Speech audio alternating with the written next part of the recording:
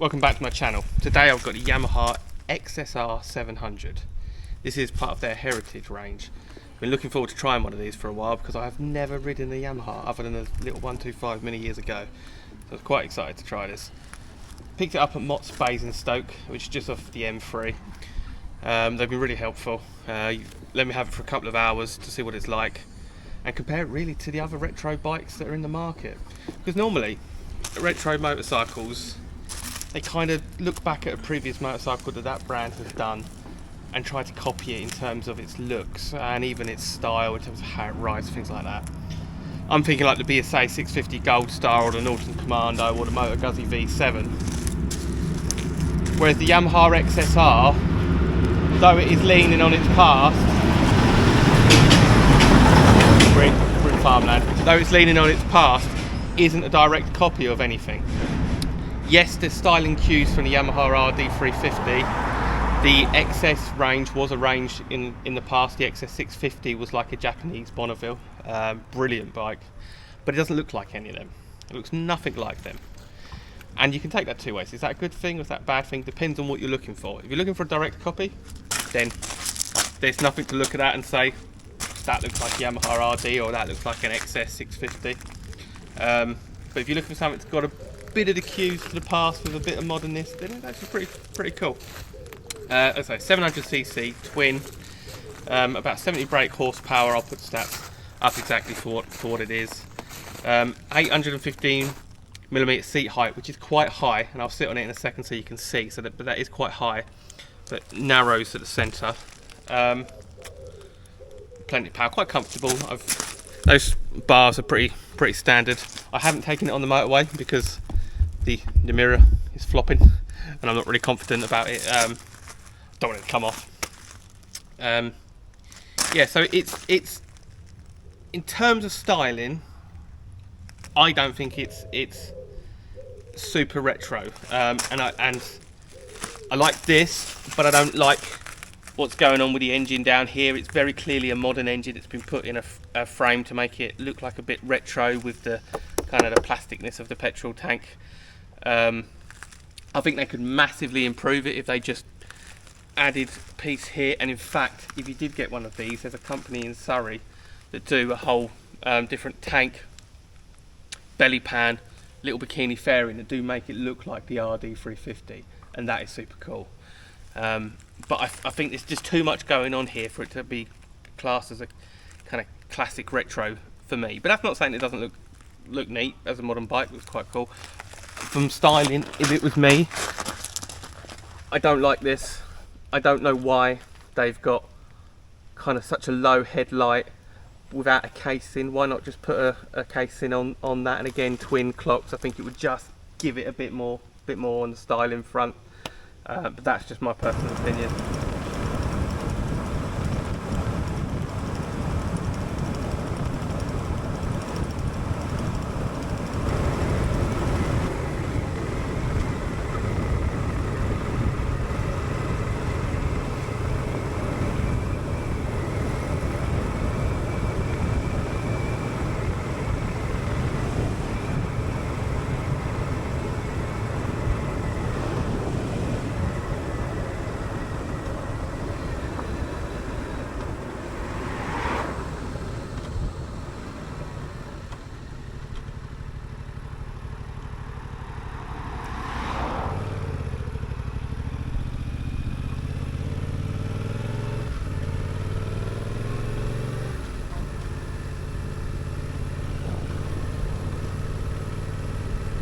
Just over £8,000, so about £1,000 cheaper than the T100 Bonneville.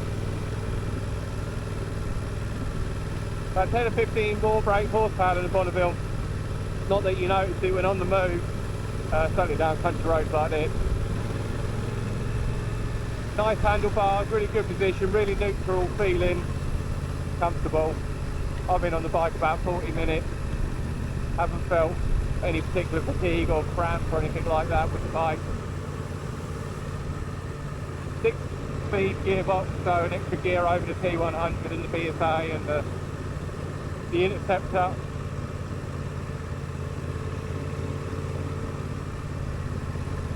that very kind of Japanese feeling to how everything is. Reminds me of my SB650 from about 15 years ago.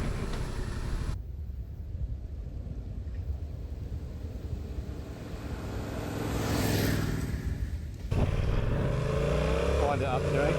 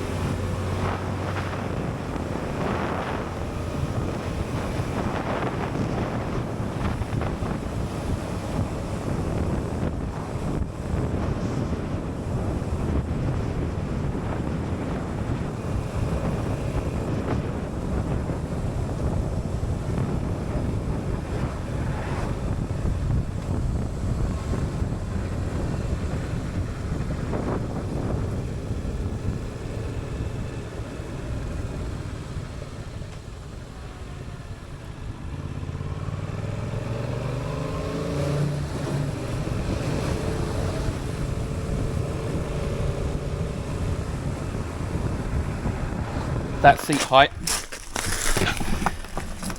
as you can see, I'm 5'3", and if I try to put both feet on the ground, I cannot. So as I've been riding, as I've come to a stop, I've always made sure that I've known what foot I'm going to put down. Helps I've got good boots, always makes a difference. So that's something to be aware of. When you do take it out, if you're going to take it for a test ride, first thing to be aware of is that this side stand is actually quite tricky to, when you first go to it. If you try to do it with the heel of your foot, it doesn't, so you have to do it with the kind of toes and then flick it down and it's okay. But if you've got it wrong, obviously the whole bike would go on the ground. Much taller than the Bonneville, as I said, and the BSA and the other bikes I've ridden recently, and the Royal Enfield. No, not much taller than a 350 Enfield, but if you get used to it, it is manageable. Nice sitting position. As I said before, I would go for twin clocks. I'm not sure if that's an option. It really should be, because it just looks odd that there's one. But the Moto Guzzi V7 was similar. But everything's where you want it to be. Real kind of confident, inspiring clunks on all the different switch gear, and the trip you can adjust on the handlebar. Should we see how it sounds?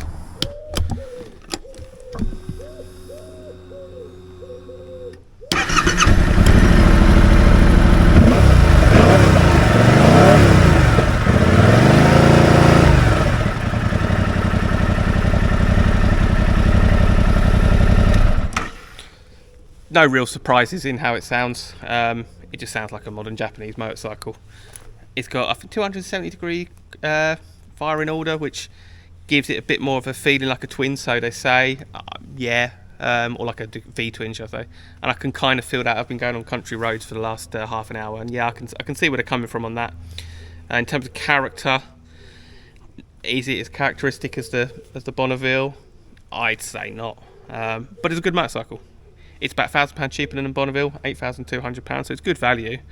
Though £8,200 does seem an awful lot of money for a 700cc motorcycle, but compare it to the market, actually it's quite good.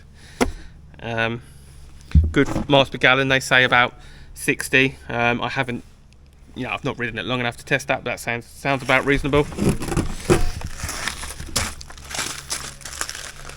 And that motor's got plenty of power. It's on paper more powerful than the Bonneville, but you don't really, unless I was about to do a drag race, I don't think there'll be a huge amount of difference. But you're not worrying about power. Pillion seat, they've done what a lot of Japanese companies do. My Suzuki SV had this metal pillion seat for the, pillion peg for the right. I don't know why they do that, because it's not particularly comfortable, and you've only got quite a small seat here. I won't sit on it on the gravel, but I think they could have done a bit more there, because it's got plenty of power to pull a Pillion. But good bike. And I've ticked the box of, after many years of riding a motorcycle, I've ticked the box of riding a Yamaha. My dad had an RD 250 and RD 400, so the RD line is quite close to my heart. I'm going to get back out on the road and ride it back. It's been good bike. Thanks for joining the channel. Give it a like, give us a subscribe. And if it's been useful, if there's any bikes you think I should try, just give me a shout and I'll try and arrange it. Talk to you soon.